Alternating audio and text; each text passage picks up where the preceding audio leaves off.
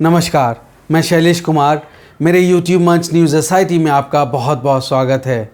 Lily पुथुसेरी तो याद होगी आपको, केरला की वो नर्स जो अपने मरीजों की जान बचाने के लिए अपनी जान पर खेल गई। निपा वायरस से जो मरीज पीड़ित थे, उन मरीजों की जान बचाते बचाते उसने खुद अपनी जान दे दी। ऐसा सेवा भाव केरला की नर्सों का आज केरल के कोझिकोड में एक बार फिर से निपा वायरस ने दस्तक दी है। 2018 के उस आतंक के बाद निपा वायरस ने फिर से 2 लोगों की जान ले ली है। केंद्रीय स्वास्थ्य मंत्री मनसुख मंडाविया ने 12 सितंबर को इस बात की पुष्टि की। उन्होंने कहा कि हमने स्थिति का जायज़ा लेने और इससे निपटने में सरकार की मदद के लिए एक्सपर्ट्स की एक टीम भेजी है। 2018 में केरला में, अगर आपको याद होगा, तो निपा वायरस से 31 साल की नर्स जो लिली पुथुसेरी थी, उसकी मौत हो गई थी। वे आखिरी वक्त में अपने पति और 2 छोटे बच्चों से मिल नहीं सकी। ऐसी अजीब सी दास्तां है उनकी। और जब मौत हो गई तो पति जो बहरीन से आए, आखिरी समय में आखिरी बार उसका चेहरा भी नहीं देख पाए। वो लिली पुथुसेरी, उन्होंने अपना एक लेटर लिखा पति के नाम, बड़ा इमोशनल लेटर, और जो सोशल मीडिया पे वायरल हुआ। क्या लिखा था उस लेटर में? इंग्लिश में, Saji chetta, I am almost on my way, I don't think I will be able to see you, sorry, take care of our childrens properly, our innocent child, take him to the Gulf, they should not be alone like our father, lots of love। अब ये ऐसा letter जो हर किसी की आंखों में आंसू लेके आ जाए। मैं हिंदी में पढ़ता हूँ उसको। साजी चेट्टा, मेरा आखिरी समय आ गया है, मुझे नहीं लगता कि मैं आपको देख पाऊँगी, माफ़ कीजिए, हमारे बच्चों का ध्यान रखिए, उन्हें गल्फ़ ले जाइए, उन्हें अकेला मत छोड़िए, आप सबको बहुत सा प्यार। ऐसा सुजू लिली पुथुसेरी ने लेटर लिखा। केरला में निपा वायरस से पहली मौत 30 अगस्त को हुई, जो अभी हालिया दिनों में हुई, और दूसरी मौत 11 सितंबर को हुई। लेकिन इन दोनों मौतों की जो पुष्टि है कि ये निपा वायरस से हुई हैं, ये पुष्टि 12 सितंबर को स्वास्थ्य मंत्री ने की। स्वास्थ्य मंत्री जो स्थानीय स्वास्थ्य कार्यकर्ताएं हैं, उन्होंने उनको निर्देश दिया है कि वो अपने क्षेत्र में कड़ी निगरानी रखें। और उधर केरल में निपा जो वायरस है, उसकी जांच के लिए 4 अन्य लोगों के सैंपल पुणे के नेशनल इंस्टीट्यूट ऑफ वायरोलॉजी भेजे गए हैं। एक कंट्रोल रूम बनाया गया है स्टेट में, और लोगों को मास्क पहनने की सलाह दी गई है। मैं भी आपको कहता हूँ कि प्लीज़ अपना बहुत ख्याल रखिए और मास्क पहनिए। जो वहाँ के चीफ मिनिस्टर हैं पिनराई विजयन, उन्होंने 12 सितंबर को ही एक स्टेटमेंट जारी किया है, और उसके मुताबिक उन्होंने कहा है कि कोझिकोड ज़िले में बुखार से 2 लोगों की मौत की स्थिति को सरकार काफ़ी गंभीरता से ले रही है। स्वास्थ्य विभाग ने चेतावनी जारी की है, सावधानी बरतने की सलाह दी जाती है, क्योंकि ऐसा संदेह है कि बुखार का कारण निपा वायरस है। घटना की सूचना मिलते ही कोझिकोड ने अपना रक्षा अभियान तेज कर दिया है। नमूने पुणे इंस्टीट्यूट ऑफ वायरोलॉजी को भेजे गए हैं। क्षेत्र में निगरानी अभियान कल से शुरू हुआ है। स्थिति का आकलन करने और उपाय करने के लिए स्वास्थ्य मंत्री के नेतृत्व में कल रात एक बैठक हुई। स्वास्थ्य मंत्री जिले की बैठक लेने और गतिविधियों का समन्वय करने के लिए कोझिकोड आए हैं। लोक निर्माण मंत्री को भी कोझिकोड भेज दिया गया है। चिंता करने की कोई ज़रूरत नहीं है। मृतक के संपर्क में रहने वालों का पता लगाकर उनका इलाज किया जा रहा है। रोकथाम और सतर्कता प्रमुख है। सभी से अनुरोध है कि स्वास्थ्य विभाग द्वारा तैयार की गई रोकथाम योजना में सहयोग करें। ऐसा चीफ मिनिस्टर विजयन साहब ने एक पोस्ट की है। अब 2018 की बात करें, ये निपा वायरस बहुत ही ख़तरनाक वायरस है। ये कोविड से कम ख़तरनाक नहीं है, लेकिन घबराने की बात बिल्कुल नहीं है। सबसे बड़ी बात है चेतने की कि ये वायरस आता कहाँ से है, कैसे ये इंसानों पर हमला करता है, उनको बीमार करता है, और उस बीमारी से कैसे बचें, इस वायरस निपा वायरस से कैसे बचें, ये जानना बहुत ज़रूरी है। तो 2018 में कोझिकोड और मलप्पुरम में निपा से 17 लोगों की मौत हो गई थी। अब कोझिकोड और मलप्पुरम ज़िले में 2018 में जो 17 लोगों की मौत हुई, इससे पहले एक मामला जो है अगर हम बात करें 2019 की, तब भी सामने आया, और 2021 में भी निपा वायरस का एक केस मिला था। निपा वायरस एक जूनोटिक वायरस है WHO के मुताबिक, यानी ये जानवरों से इंसानों में फैलता है। चमगादड़ और सूअर जैसे जानवर जो हैं, उनसे ये इंसानों में फैल रहा है। इस बीमारी से मरने वालों की जो दर है, यानी कि जो डेथ रेट है, वो बहुत ज़्यादा है। इसका जैसे कोविड का शुरुआत में कोई ट्रीटमेंट या कोई वैक्सीन नहीं थी, कोई इंजेक्शन या टीका नहीं था, बिल्कुल इसका भी कोई ट्रीटमेंट या कोई वैक्सीन अभी उपलब्ध नहीं है। जूनोटिक वायरस, जैसे मैंने आपको बताया, जो जानवरों से इंसानों में फैलता है, उसे हम जूनोटिक वायरस कहते हैं। WHO ने कहा कि ये जूनोटिक वायरस से फैला है। तो यहाँ पे जो वायरस फैला है वो चमगादड़ जो है वो फैला रहा है। तो इसको फ्रूट बेट बोलते हैं, और इसको फ्लाइंग फॉक्स के नाम से भी जाना जाता है, इस चमगादड़ को, जो ये रेबीज़ और निपा वायरस फैलाता है।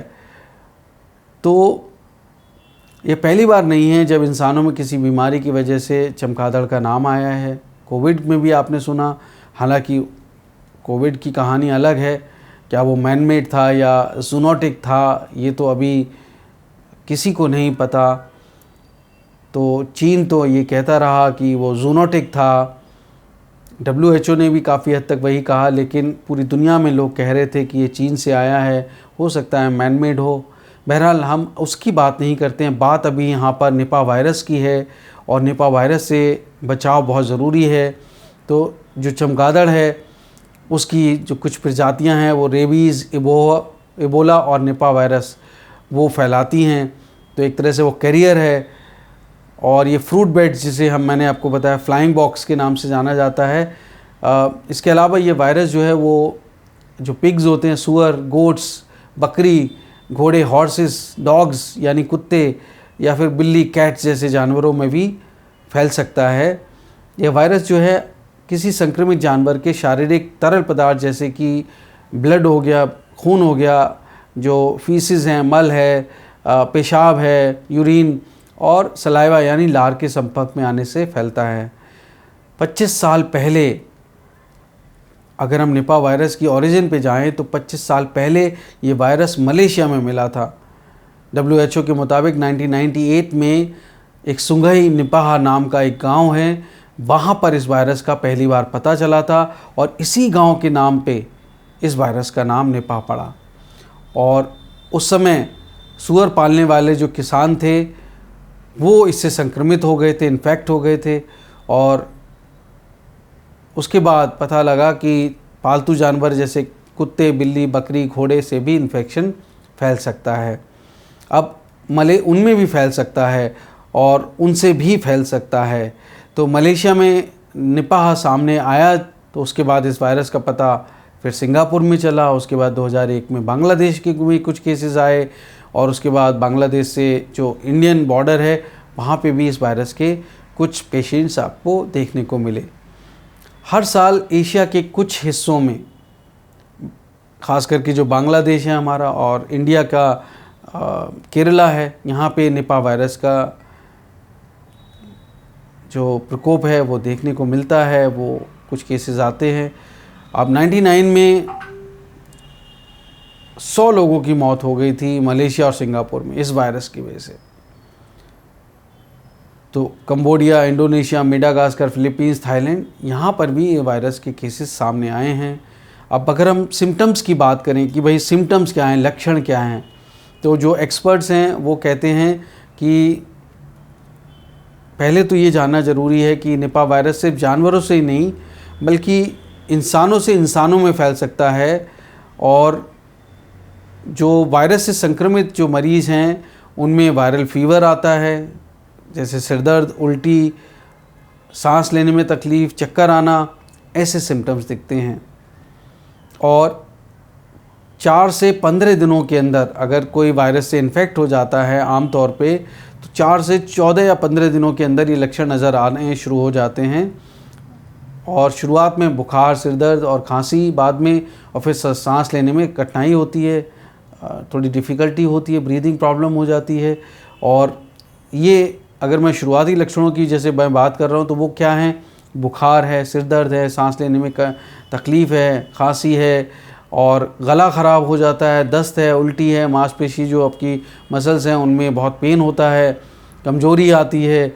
और अगर उससे ज़्यादा सीरियस हो जाता है तो दिमाग में जो है कई तरह का कन्फ्यूज़न आता है, बोलने में परेशानी होती है, कुछ तरह से दौरे पड़ जाते हैं, बेहोश तक हो जाता है मरीज़। और जैसा मैंने आपको बताया, रेस्पिरेटरी ब्रीदिंग प्रॉब्लम जो है वो सबसे ज़्यादा है।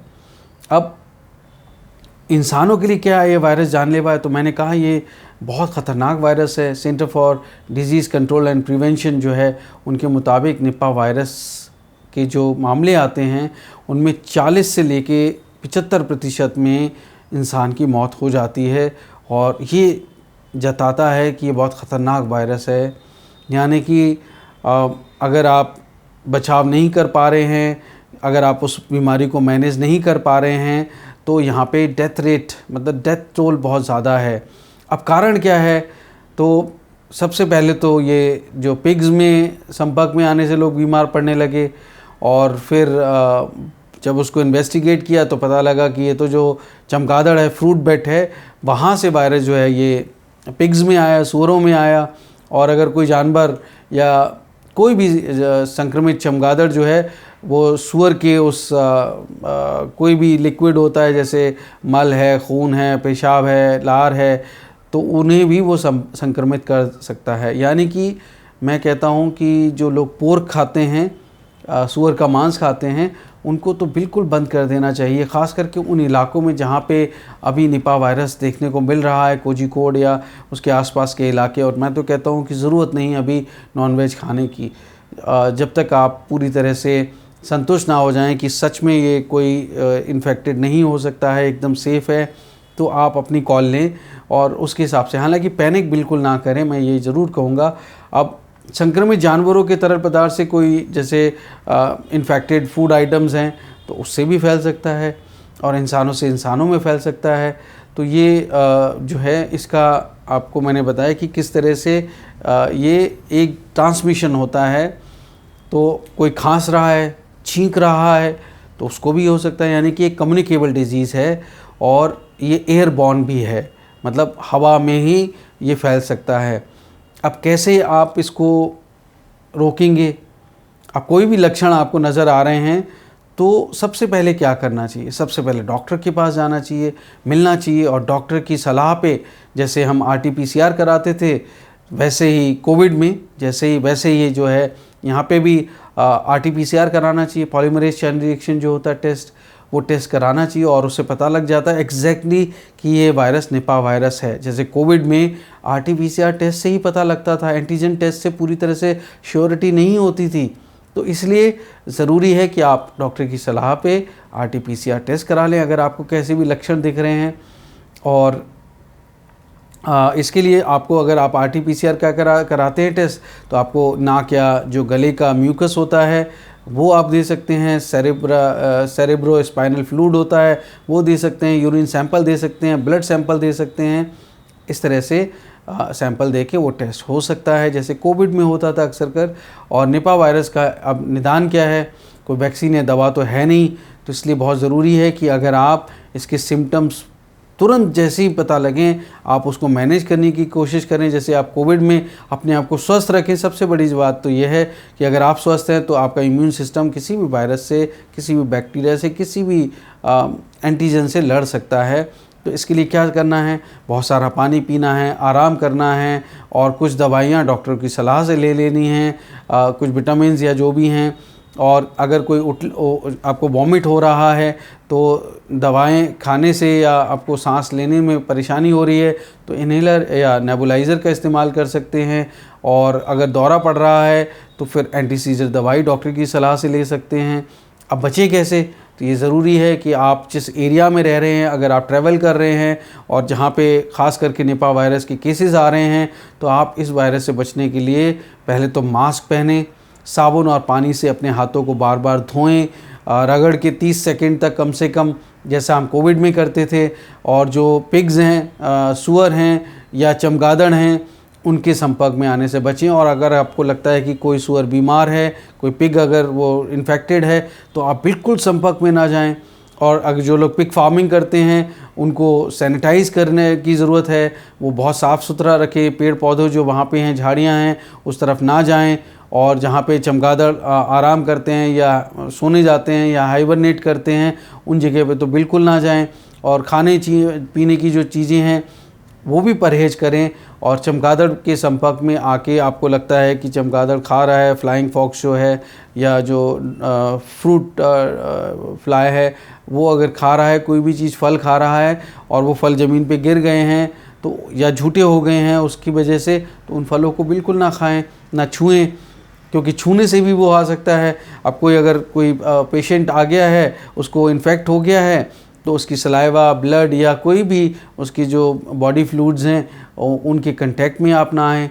और किसी भी, अगर मान लीजिए कोई इन्फेक्टेड है भाई, अगर कोई आपकी फैमिली में इन्फेक्टेड हो गया किसी भी वजह से दुर्भाग्यवश, तो इलाज तो करना ही है और देखभाल भी करनी है, क्योंकि वो आपके संपर्क में है। लिली पुथुसेरीन तो एक नर्स थी, उन्होंने तो अपनी जान तक दे दी किसी की देखभाल करने के लिए। तो ऐसे में कोई भी पीड़ित होता है तो उसकी तो देखभाल करनी पड़ेगी। तो उसके लिए आपको क्या करना है, अपने आप को सेफ़ रखना है। जैसे कोविड में था, पीपी किट पहनते थे डॉक्टर्स, नर्सेज या जो भी पैरामेडिक के स्टाफ, वैसे ही पीपीई किट का जो है आप यूज़ करें, चाहे आप डॉक्टर हों, नर्स हों या फिर एक आम आदमी हो। मैं समझता हूँ किसी भी बीमारी से डरने की बहुत ज़्यादा ज़रूरत नहीं है, लेकिन अगर डर रहे हैं तो डर पे कैसे उससे हम जीत पाएँ, ये बहुत ज़रूरी है। उसके लिए हम क्या इंतज़ाम करें।